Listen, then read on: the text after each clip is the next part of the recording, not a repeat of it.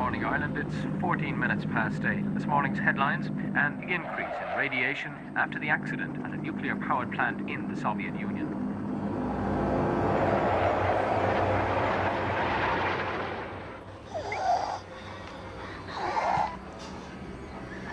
It was the worst nuclear power plant accident in history. The explosion and its subsequent radiation fallout was 100 times more powerful and devastating than the impact of the bombs dropped on Hiroshima and Nagasaki. Today, Chernobyl's long and deadly shadow falls across the lives of as many as 8 million people in the Ukraine, Belarus and Russia.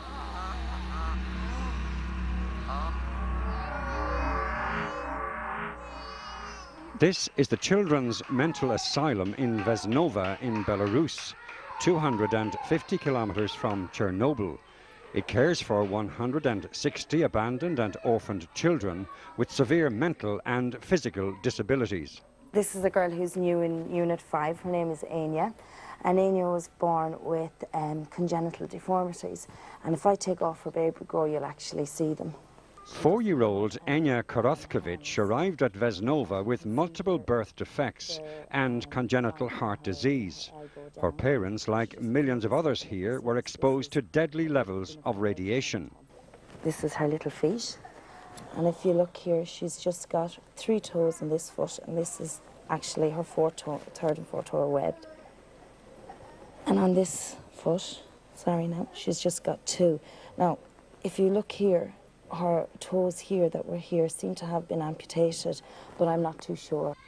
Anya is one of almost 250,000 children and young adults who've been helped by the Adi Roche-founded Chernobyl Children's Project. The census was for Vesnova. The trip started here 7 years ago when we found this institution, which was physically placed at the end of a road that doesn't go anywhere other than to this children's mental asylum.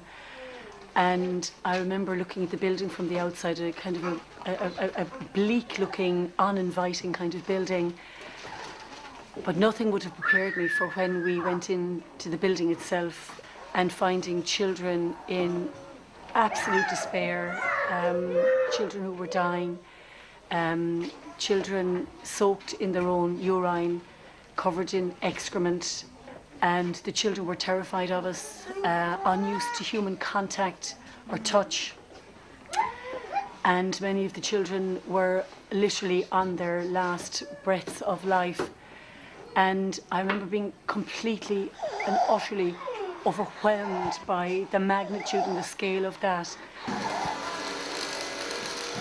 Teams of Irish volunteers have, over the years, transformed this asylum into a place of hope and healing for the children who come here ill and distressed and dying. Seeing the development of the unit from the start now to the way it's gone has just been fantastic, and it encourages me each time to see the conditions of the kids, the way they have improved, the condition of the building, the condition of everything is it's just getting better every year. And I think that encourages me too to come out, and also the camaraderie of lads that come out working and women. It's fantastic, and see the numbers of them have grown too. The total cost of this work will run to €2 million. These volunteers packed in 18-hour days.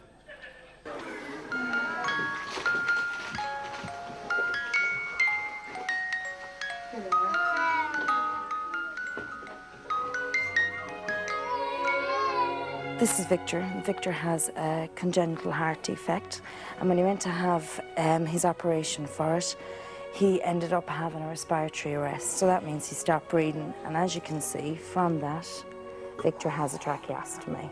This tracheostomy is a very old tracheostomy. It's one we don't see used in Ireland very much. And we're just going to put this down and suck out any phlegm that Victor has, and it just helps him breathe that little bit easier. And he's very good about this. He's very used to it because he has it for a long time. Good man, Victor. Good man. You're all right.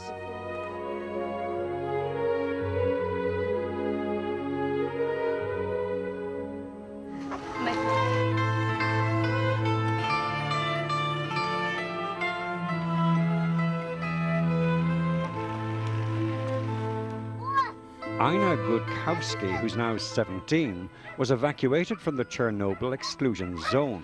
Her mother is dead, her father is in prison. She now lives with her new foster parents in one of the small, self-contained homes of hope set up by the Chernobyl Children's Project. It's great because I have only one brother and we don't have any mother, and now we have mother and father who cares about us, and as well we have this big family who kind of helps us, and every day you could see, like when I'm coming from school, everybody will just give me a hug and say, how are you? I like to have this big family, you know, because they have the same life as I do. They don't have a mother, so I understand them and they understand me as well. It's fantastic. And I think if we have more of these houses, children like us would be living in a better life.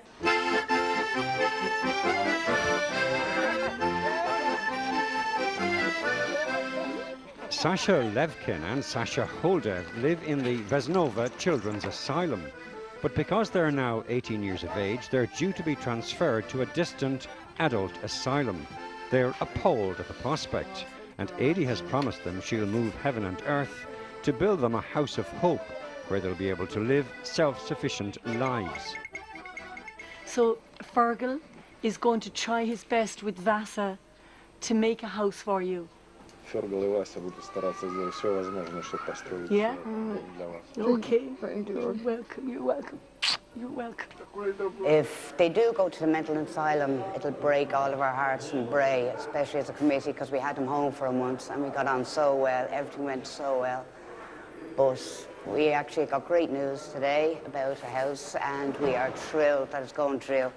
And we're going back now. It's a fundraise like mad, so it'll get through very quick. Thank you very much. And then the nurses and Iron.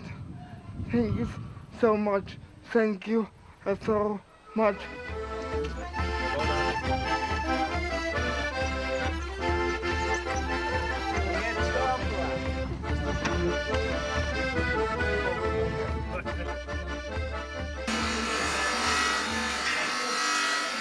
We've all hands on deck. We've about 4 hours to get the whole job finished. So we need to sand everything down, get it painted, get the skirting on, clean up. That's just going to be finished, but it's not that easy. But everybody is absolutely tired, working very hard for 2 weeks. Why do we do it? Because these are just ordinary, everyday people who just do what they do every day out here. But when they do what they normally do, they can make such a big difference to so many kids. Not just now, and not just these people, but the people that come in afterwards for years and years and years. So 2 weeks out of their time to change the lives of so many people for so many years just makes it all worthwhile at the end, you know.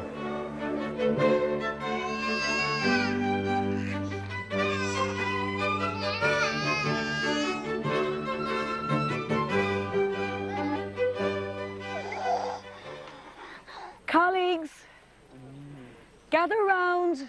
It's been an extraordinary trip, and you have done a magnificent job. And you can be proud of the beautiful building that we have left for the children, and leave with the images of the 2 Sashas in your mind, strongest of all, because they have been the bravest, the most courageous, and they have spoken for the children here, that what they want is a life well lived, and for every child to reach their greatest potential. The promises as they left to return home to Bray and Kilkenny and Belfast were that they would be back again in the spring. Some partings were almost unbearably poignant. Sergei lost his legs through frostbite. He and his friend Misha now live in this derelict house. They were abandoned as children and don't even know their surnames.